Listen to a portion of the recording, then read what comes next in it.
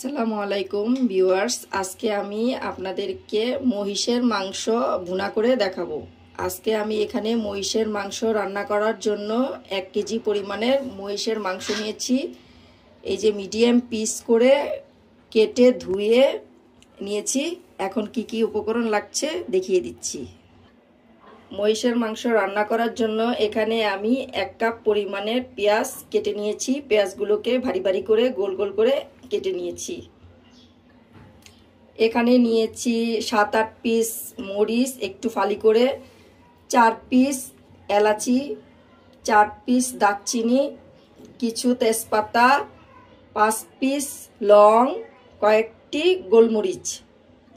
এখানে নিয়েছি 1 টেবিল চামচ ধনিয়ার গুঁড়া, 1 টেবিল চামচ জিরার গুঁড়া, 2 টেবিল চামচ মরিচের গুঁড়া, 1 টেবিল চামচ হলুদের গুঁড়া, নিয়েছি 3 টেবিল চামচ আদা রসুন বাটা, নিয়েছি পরিমাণ মতো লবণ, আর নিয়েছি একটি টমেটো কিউব কিউব করে কেটে নিয়েছি। আজকে আমি মাংসটাকে প্রেসার কুকারে রান্না করব, তাই আমি একটি প্রেসার কুকার নিয়েছি। মাংসগুলোকে দিয়ে ভালো করে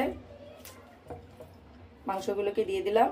এখন আমি পেঁয়াজ কুচি, আদা রসুন বাটা, মরিচের গুঁড়া, হলুদের গুঁড়া, জিরা ধনিয়ার গুঁড়া, পরিমাণ মতো লবণ,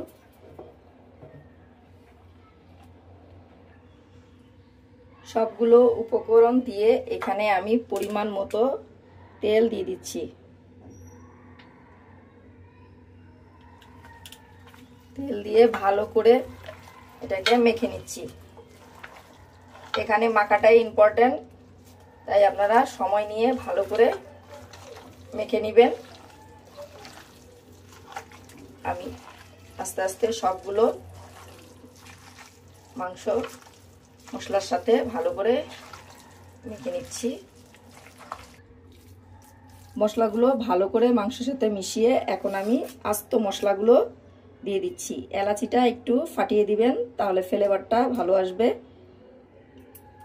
যে সবগুলো শুকনো উপকরণ আমি দিয়ে দিলাম। সবগুলো মশলা দিয়ে ভালো করে মেখে আমি হাত ধোয়া পানিটা একটু হালকা করে দিয়ে দিলাম। এখন আপনারা চাইলে আধা ঘন্টা রেস্টে রাখতে পারেন। আমি আধা ঘন্টা রেস্টে রাখবো না, আমি এখনই বসিয়ে দিব। আমি মাংসটা চুলায় বসিয়ে দিয়েছি। আমি এখন প্রেসার কুকারের ঢাকনাটা ঢেকে দেব না। আমি অন্য ঢাকনা দিয়ে এটাকে কিছুক্ষণ কষিয়ে নেব, তাই আমি অন্য ঢাকনা দিয়ে দিয়েছি। এটা হওয়া পর্যন্ত আমি এটা অপেক্ষা করছি। ঢাকনাটা উঠিয়ে আমি এখানে টমেটো আর কাঁচামরিচগুলো দিয়ে দিয়েছি। এটা ভিডিও করতে ভুলে গেছি, আপনারা বুঝে নেবেন। এখন আমি ঢাকনাটা প্রেসার কুকারের ঢাকনাটা দিয়ে দিচ্ছি।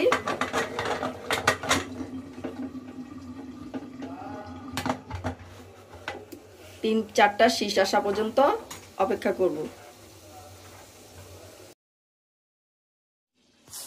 প্রেসার কুকারের হাওয়াটা বের করে নিয়েছি। আমার এখানে 7-8টা শীষ বেজেছে। এখন আমি ঢাকনাটা তুলে দেখব মাংসটার কি অবস্থা। এই দেখুন, আমার মাংসটা অলরেডি হয়ে গেছে। এখন আমি ঢাকনা ছাড়া চুলায় একটু ঢাকনা ছাড়াই এটাকে ভালো করে একটু কষিয়ে মাখা মাখা করে নিব। যে দেখুন, দেখি আমার মাংসটা, এই যে দেখুন খুব সুন্দর সিদ্ধ হয়ে গেছে।